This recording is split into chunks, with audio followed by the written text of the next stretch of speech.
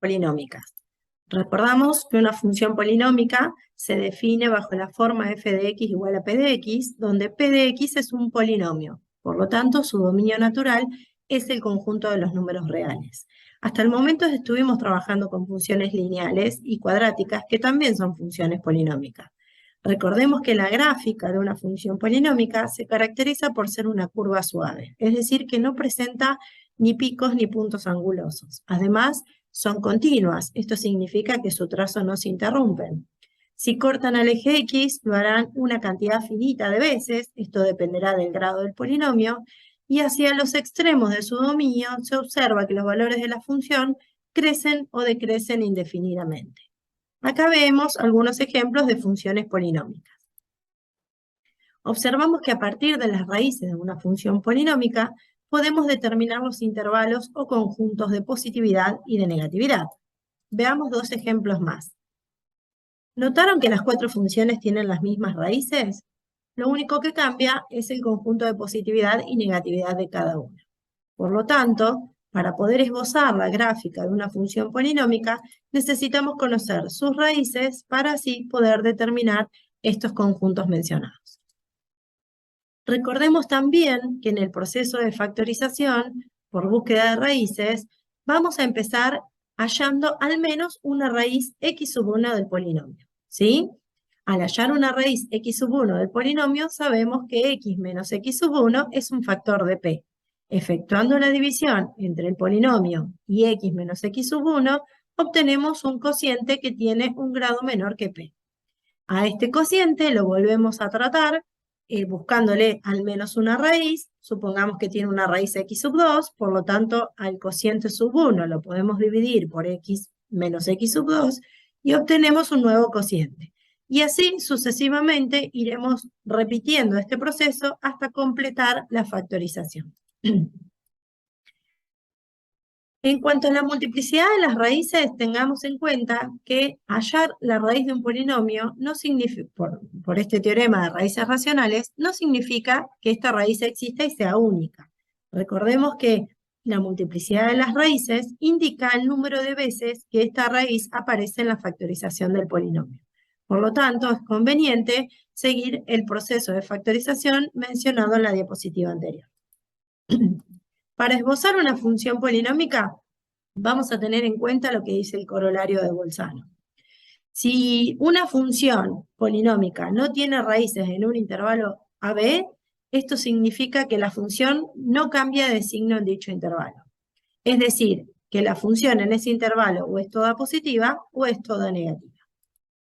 Vamos paso a paso. Lo primero que debemos hacer es estudiar el comportamiento extremo de la función. Para ello debemos tomar el término principal del polinomio, es decir, la potencia mayor acompañada de su coeficiente principal. Y se pueden dar dos situaciones. Si el exponente de la x es un número par, la función polinómica en los extremos se comportará como la básica x cuadrado. Tendremos que tener en cuenta que si el coeficiente principal es un número positivo, hacia los extremos la función crece sin límites. Sin embargo, si el coeficiente principal es negativo, las ramas de la función descenderán indefinidamente. En cambio, si la función o el término principal tiene exponente impar, se va a comportar como la básica x cubo. Si el coeficiente principal es positivo, hacia los x mayores positivos, las ramas de las funciones crecen indefinidamente y para el lado de los x negativos, las ramas de la función desciende indefinidamente y viceversa en el caso de que el coeficiente principal sea negativo. Otra cosa que vamos a buscar son las raíces, teniendo en cuenta el orden de multiplicidad de cada una y la ordenada al origen. Para hallar las raíces de la función, vamos a usar el teorema de raíces racionales y el procedimiento explicado en una diapositiva anterior. Y para hallar la ordenada al origen, simplemente calcularemos I igual a f de 0. Tengamos en cuenta que la multiplicidad de las raíces me informa acerca de qué sucede con la gráfica de la función sobre el eje de las x. Si las raíces se encuentran un número impar de veces, la gráfica atravesará al eje de las x.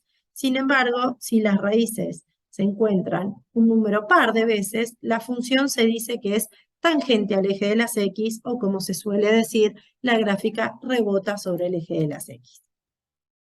Bien, vamos a estudiar el signo de la función.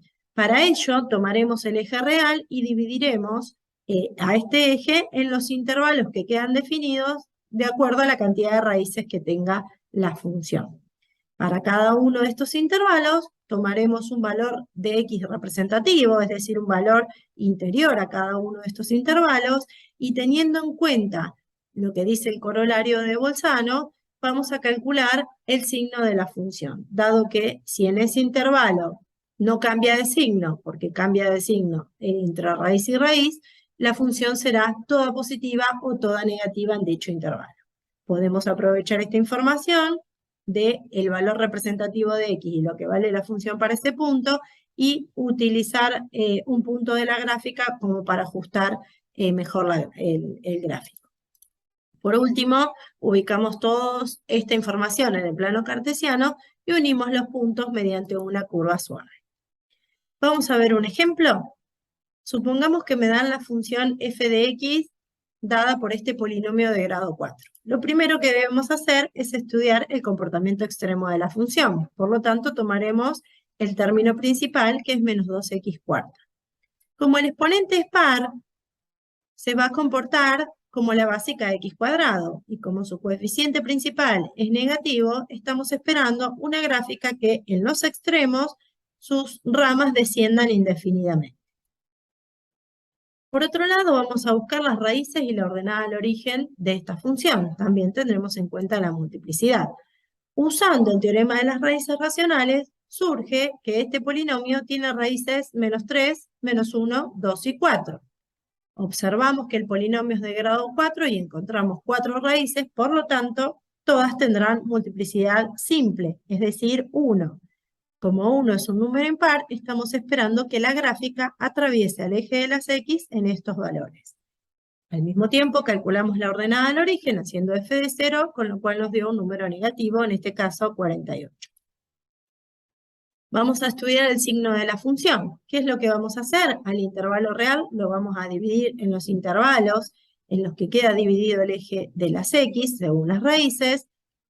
Vamos a tomar un valor representativo de cada uno de esos intervalos, calculamos cuánto vale la función para cada valor representativo y así obtendremos el signo de la función.